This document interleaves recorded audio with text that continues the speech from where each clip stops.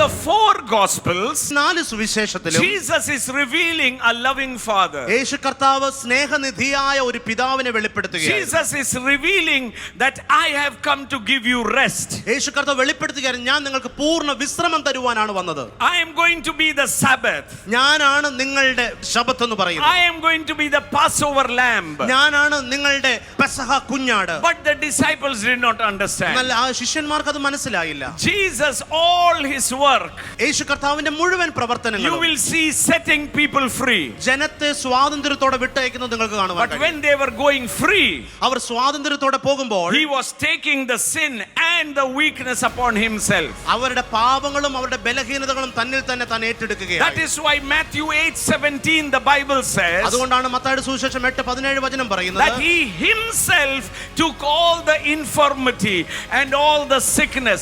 He himself. അവൻ തന്നെ സകല ബലഹീനതകളും സകല രോഗങ്ങളും തന്റെ ശരീരത്തിൽ ഏറ്റെടുത്തു. In Matthew 11:29 he said, മത്തായിയുടെ സുവിശേഷം 11:22 പറയുന്നു, come those who are heavily burdened and they are in trouble, and I will give you rest. അതുകൊണ്ടാണ് മത്തായി 11:22 പറയുന്നത്, അധ്വാനിക്കുന്നവരും ഭാരം ചുമക്കുന്നവരുമായുള്ളവരെ നിങ്ങൾ എന്റെ അടുക്കൽ വരുവീൻ, ഞാൻ നിങ്ങൾക്ക് വിശ്രമം തരാം.